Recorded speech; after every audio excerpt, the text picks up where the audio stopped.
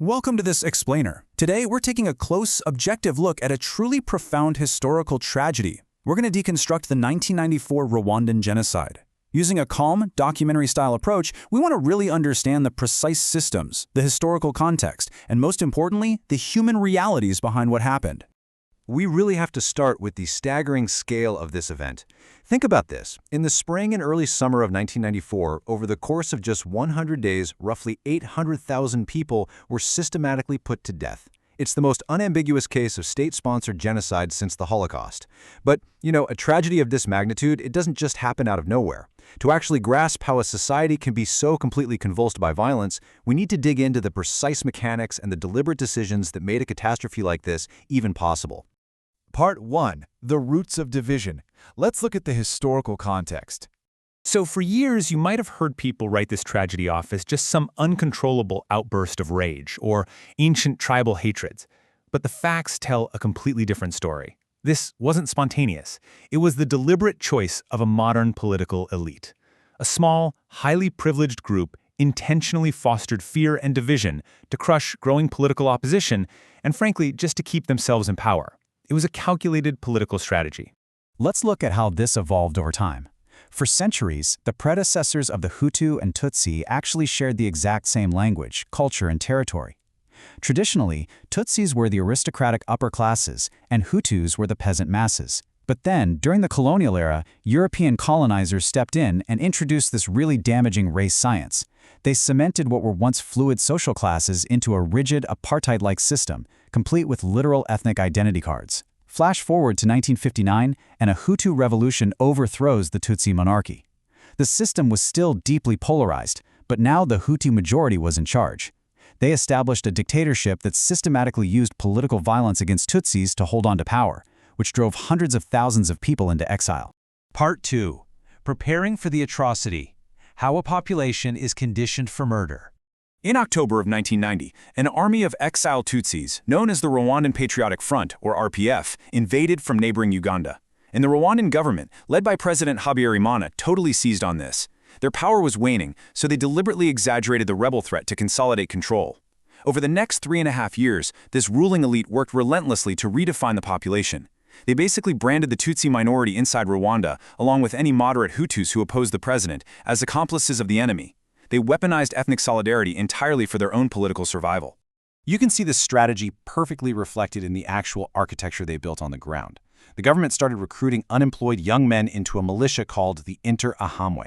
This literally translates to those who attack together. Now, officially they said this was just a youth militia for civil defense, but in reality, it allowed the state to popularize the war. It turned a political conflict into a deeply personalized, genocidal campaign, basically recruiting everyday youth to become the primary foot soldiers for mass murder. Part 3. The Spark and Takeover. A Sudden Power Vacuum.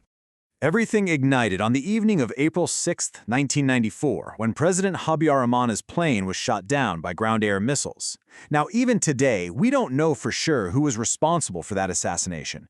But what we do know for an absolute fact is that the attack created an immediate power vacuum. Literally, within hours, extremist military factions, led by a retired officer named Colonel Bagasora, exploited the chaos. They took command. Using the Presidential Guard and the Interahamwe militia we just talked about, they started murdering moderate Hutu politicians to eliminate any opposition, and then immediately kicked off the systematic slaughter of Tutsis. It's really, really vital that we separate two things happening at the exact same time here: the Civil War and the genocide. When the massacres started, the RPF rebels reignited the Civil War, but the genocide, that was a completely distinct effort. Just to put it into perspective, much like how trains during World War II were diverted away from the Eastern Front to transport Jewish people to concentration camps, the Rwandan government actively took its military resources away from the battlefield. Instead of fighting the rebel army, they used those troops and weapons to execute unarmed civilians. Part 4. The Machinery of Slaughter. Unpacking this state-sponsored terror. What's so chilling is how the state utilized this highly organized web of administrative hierarchies. Direct orders to kill were passed all the way down to local prefects and mayors. They set up these localized roadblocks and neighborhood search patrols, using those old colonial-era ethnic ID cards we mentioned earlier to trap fleeing Tutsis. And all the while, the RTLM radio station was broadcasting relentless propaganda. actively giving the public terrifying, step-by-step instructions on exactly where targets were hiding. It's also wild to see how language itself was weaponized during this time. Take the Kinyarwanda word kubahoza. It literally means to help liberate, and it was originally used during the push for multi-party politics. But during the genocide, the meaning was, ironically and completely twisted. It became the totally normalized term for forced political coercion, stealing land, looting, and eventually systemic rape. They corrupted everyday language to make extreme, brutal violence sound like acceptable acts of political liberation. Human Rights Watch actually hit the nail on the head regarding the psychological manipulation here. They noted that deception was central to the genocide. The government manufactured this intense fear, basically tricking communities into believing the rebel war was happening right in their own neighborhoods, even if they were miles away from the front lines. And that deception was absolutely crucial.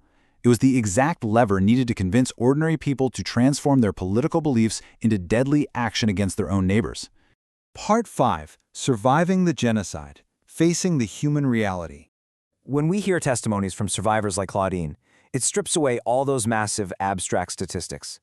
Claudine was a Hutu woman married to a Tutsi. She lost her children and her unborn baby to the militias and endured horrific sexual violence before the RPF eventually found her. Her testimony, which is thoroughly documented in human rights reports, really forces us to confront the agonizing human cost of this tragedy. It reveals the devastating, systemic weaponization of gender-based violence that left profound, lasting scars on the survivors. But amidst all that horror, it is equally crucial that we acknowledge the immense bravery of those who resisted. There were countless ordinary Hutu citizens, along with local administrators and police, who displayed incredible courage. They initially refused orders to kill and instead hid their Tutsi neighbors. And you have to understand the risk. Many of them paid for that resistance with their own lives because they were violently targeted by the extremists just for refusing to join in on the slaughter. Part 6. Justice and Historical Legacy. The Pursuit of Accountability. In the wake of this massive tragedy, the United Nations established the International Criminal Tribunal for Rwanda, or the ICTR. This was a really critical institutional step taken by the international community. The tribunal had a massive job to document the facts, to bring the high-level architects of these atrocities to justice, and to firmly establish an official historical record of the genocidal campaign. And the tribunal ended up setting a monumental legal precedent, specifically with the Akayesu case. First, the court confirmed legally that the genocide was orchestrated at the very highest levels of the government, but it also fundamentally changed international law. It officially defined rape as a physical invasion of a sexual nature committed under coercion. And this is huge. It was the first international tribunal ever to formally recognize systematic sexual violence, not just as some inevitable byproduct of war, but as a deliberate, explicit act of genocide designed to destroy a population. Survivor Freddie Mutangaha, who tragically lost his parents and 4 sisters, really reminds us why documenting all of this matters so much today. He notes that preserving these objective, difficult testimonies isn't just about looking backward. It's actually a powerful educational tool. By confronting the absolute worst of human behavior, these archives and memories literally become an active conduit for fostering peace, not just in Rwanda, but across the entire world. Which brings us to the end of this explainer. When we really look at the deliberate, mechanical ways in which a society was turned against itself, we have to ask ourselves a tough question. How do we ensure that the legacy of such a catastrophic failure of humanity becomes an active conduit for global peace, rather than just a memory? How can we, as a vigilant global community, apply these hard lessons to prevent the political manufacture of hatred in the future? Thank you so much for taking the time to learn with us today.